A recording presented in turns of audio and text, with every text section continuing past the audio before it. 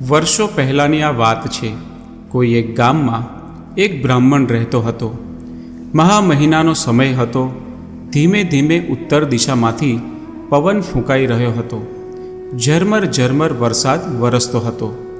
આવા સમયે તે બ્રાહ્મણ તેના એક યજમાનને ઘેર ગયો અને તેણે એક પશુની માગણી કરી। કહ્યું, યજમાન મહાશય, આવતી અમાસના દિવસે મારે એક યજ્ઞ કરવો છે, માટે મને એક પશુ આપવાની કૃપા કરો। બ્રાહ્મણની માંગણી સંતોષવા યજમાને શાસ્ત્રોમાં જણાવ્યા મુજબના બધા શુભ લક્ષણો ધરાવતો એક મોટો બકરો તેને દાનમાં આપ્યો। બ્રાહ્મણે વિચાર્યું કે બકરો બલિ માટે દાનમાં મળેલો છે, તે આમ તેમ નાસી જાય તો સારું ના ગણાય। તેથી તેણે બકરાને તેના ખભા ઉપર ઊંચકી લીધો અને તેના ગામ તરફ ચાલી નીકળ્યો। બકરાને ખભા પર ઉંચકેલો લઈ જતા બ્રાહ્મણને 3 ઠગોએ જોયો। ઠગો બિચારા કેટલાય દિવસોથી ભૂખ્યા હતા। જાડા તગડા બકરાને જોઈ એમના મોંમાં પાણી છૂટ્યું। ગમે તેવું કૂડ કપટ કરી તેમણે બ્રાહ્મણ પાસેથી બકરો પડાવી લેવાનું વિચાર્યું। આમ વિચારી એ 3માંથી એકે ઝટપટ વેશ પલટો કરી લીધો અને બ્રાહ્મણ કશું સમજે નહીં એ રીતે તેણે બ્રાહ્મણની સામે આવીને કહ્યું, અરે ભૂદેવ, તમે આવું મશ્કરી થાય તેવું અવળું કામ કેમ કરી રહ્યા છો? આ અપવિત્ર કૂતરાને ખભા ઉપર ઊંચકીને લઈ જવાતું હશે વળી? લોકો જોશે તો તમારી નિંદા કરશે અને ઠેકડી ઉડાડશે। શું તમે જાણતા નથી કે કૂતરાને, કુકડાને, ચાંડાલને, ગધેડાને અને ઊંટને અપવિત્ર ગણવામાં આવે છે? તેથી તેમને અડવું એ પાપ મનાય છે। ભાઈ, શું તું આંધળો છે? આ કૂતરો નથી પણ બકરો છે। બ્રાહ્મણે ગુસ્સાથી કહ્યું। તેણે કહ્યું, બ્રહ્મદેવ, આપ ક્રોધ ના કરશો, આપ આપને રસ્તે સીધાવો। પછી બ્રાહ્મણ બકરાને લઈ તેના રસ્તે આગળ ચાલતો થયો।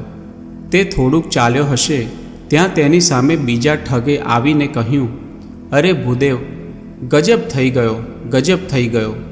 પશુનું આ બચ્ચું તમને વહાલું હશે જ, પણ મરી ગયેલું હોવા છતાં પણ તેને ખભે ઊંચકી લેવું યોગ્ય નથી।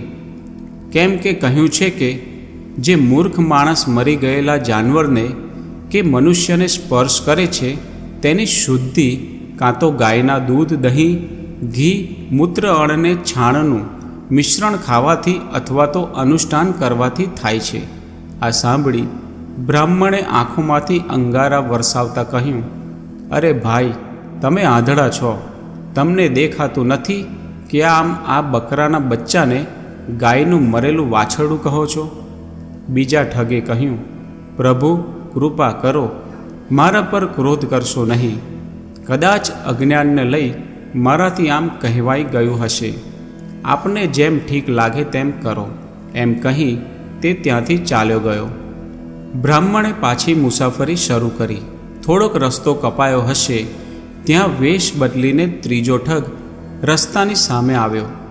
તેણે બ્રાહ્મણને કહ્યું, અરે રે, શો કળજુગ આવ્યો છે!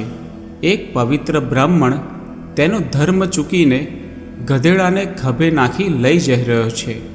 આનાથી મોટો અધર્મ કયો હોઈ શકે? હવે બ્રાહ્મણની પવિત્રતા પર વિશ્વાસ કોણ મૂકશે?